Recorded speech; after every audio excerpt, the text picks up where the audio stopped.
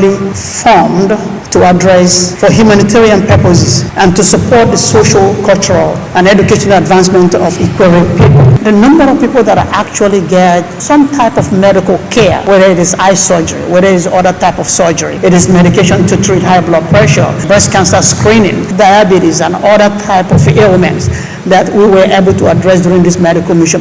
The president revealed that the group also undertook free scholarships and other laudable initiatives. According to him, political parties should not brew disagreements between brothers, urging Right Honorable Chibika Amechi and the FCT Minister Nyesom Ezenwo-Wike to mend fences and bury the hatchets in order to continue to attract meaningful development to the people.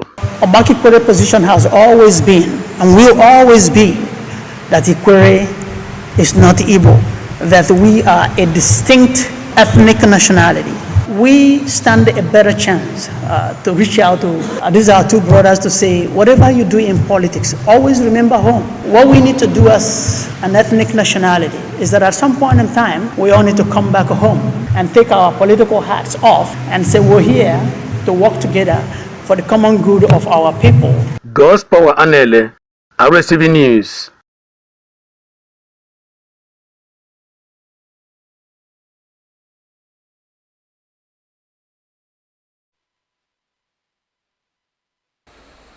The presidency has given further insight into the reason for the sacking and replacement of service chiefs in the country. While denying that the military shakeup was connected to a remote coup plot, the presidency said it was a move to inject new direction into the armed forces. Special advisor to the President on Information and Strategy, Bayo Onanuga, told newsmen that Tinubu acted within his authority to make leadership changes in the military. Earlier on Friday, the president had announced sweeping changes in the military hierarchy. A statement by the special advisor to the president on media and public communication, Sunday Dari, named General Olufemi Oluyede as the new chief of defense staff, replacing General Christopher Musa. According to the report, the new chief of army staff, Major General W. Shaibu, Air Vice Marshal S.K. Anike is chief of air staff, while Rear Admiral I. Abbas is the new Chief of Naval Staff. Chief of Defense Intelligence, Major General E.A.P. Udeyede retained his position. Tinubu charged the new service chiefs to justify the confidence reposed in them by enhancing the professionalism, vigilance, and comradeship that define Nigeria's armed forces. The appointments, Dari said, took immediate effect. Federal government has announced the doubling of the National Health Insurance capitalization fee from 750 naira to 1,450 naira per person as part of reforms aimed at expanding access to affordable health care and achieving coverage for 44 million Nigerians by 2030. According to Coordinator Minister of Health and Social Welfare, Mohammed Pate, disclosed this in a post on X on Saturday, noting that the development reflects President Bola Tinubu's renewed hope agenda and the country's steady progress towards universal health coverage. According to the minister, Nigeria recorded a historic 2.4 million new health insurance enrollees in 2024, bringing the total number of insured Nigerians to about 20 million. He explained that the increase in the capitation fee will enable health providers to deliver higher quality and consistent care, while the fee-for-service rates have also been increased by 380% based on actuarial evidence that aligns cost with service quality. He also announced that the introduction of a 1-hour referral authorization code designed to speed up patients' movement between primary and specialist facilities and eliminate unnecessary delays in care. Party noted that reforms in the Basic Healthcare Provisions Fund and the NHIA are already yielding measurable results as hospital visits rose from fewer than 10 million in 2023 to over 46 million by mid-2025. Do you love and care about Rivers State and her peace? Let's build and take her to greater heights. This is the task we must accomplish. Still to come, Venezuela's Maduro accuses U.S. of fabricating war as it deploys world's largest warships. And in sports, Osimhen not for sale, says Gala president. These are more news stories after the break. Stay tuned. This is Rstv World News. We bring you world-class news, accurate, first-hand, entertaining, balanced analysis. Rstv, Channel 22 Port Harcourt.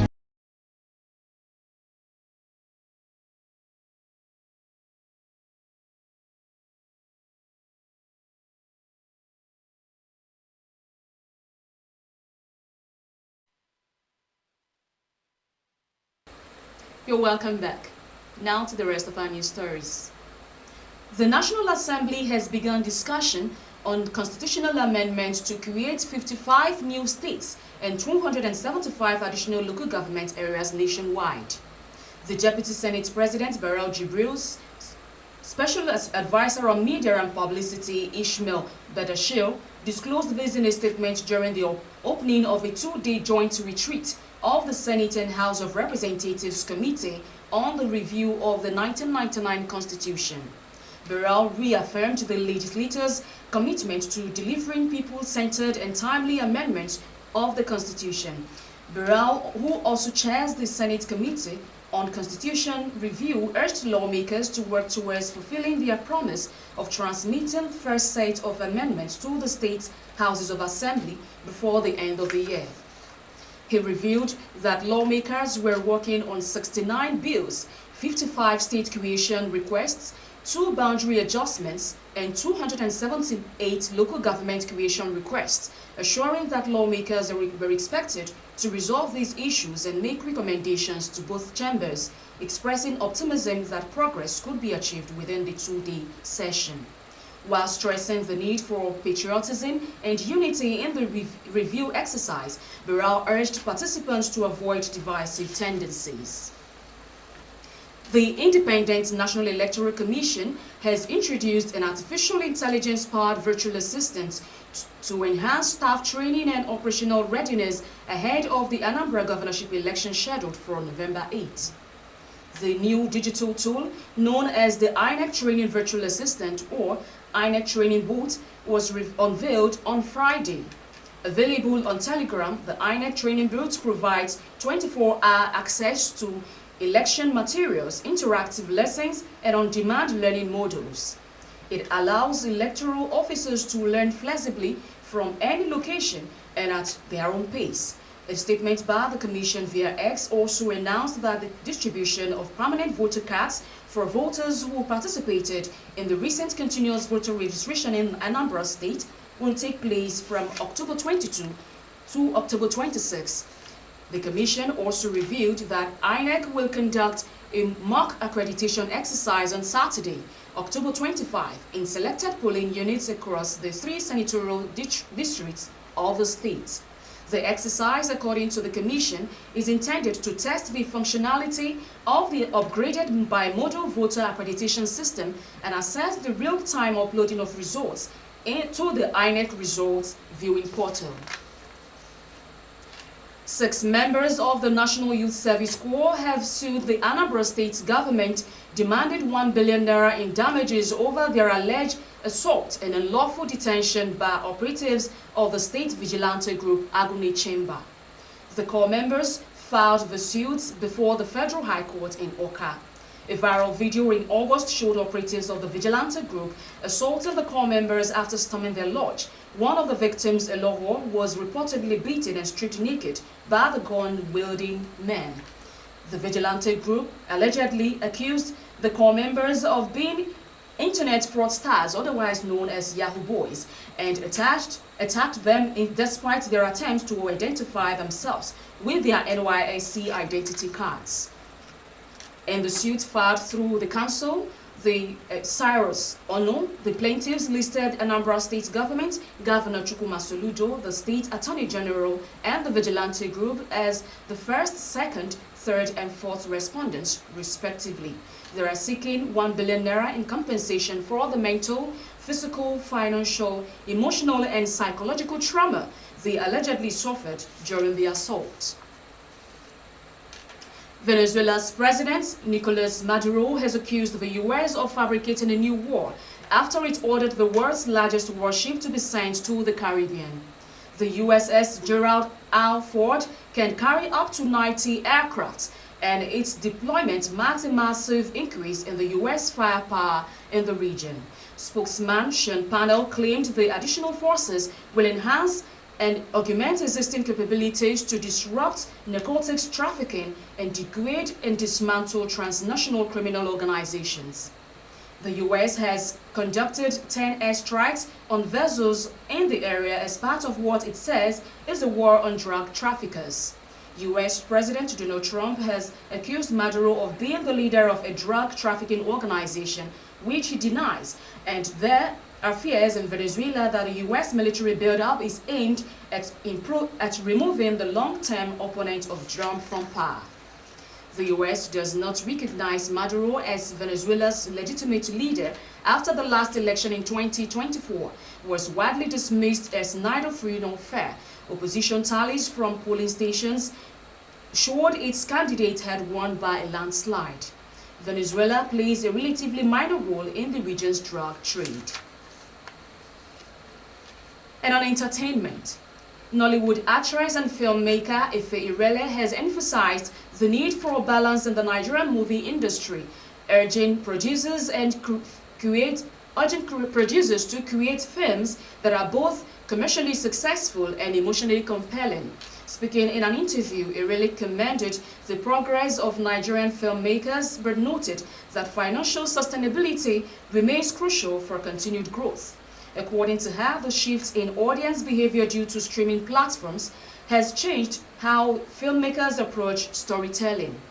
Irele pointed out that attracting cinema audiences now requires offering comfort of home, for it should be able to make people laugh, unwind, and enjoy themselves.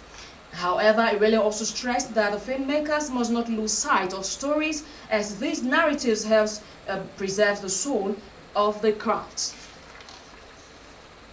Nigerian rapper and singer Eriga has expressed frustration over the tendencies of Nigerians to prioritize foreign entertainers while overlooking homegrown talent.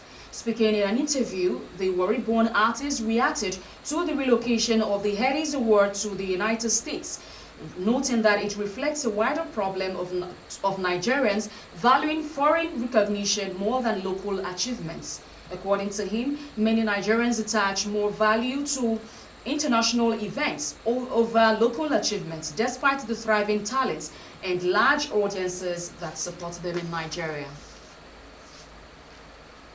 Still on entertainment, Danish aid worker and Jari Grenloven has shared new photos of a young girl rescued from the streets of Akwa Ibom State after being accused of witchcraft, beaten, and abandoned.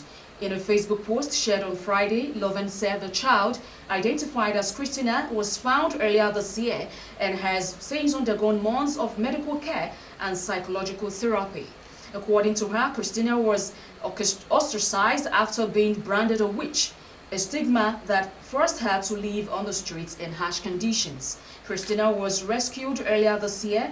She had to get medical support and therapy to recover from the trauma of being rejected, beaten, and abused.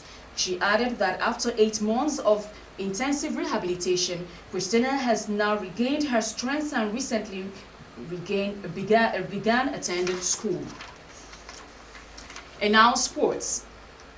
Galatasaray president Dasun Obzeg has warned potential suitors that Super Eagles striker Victor Osimhen is not available for sale, insisting the Nigerian will serve the Turkish giant for many years.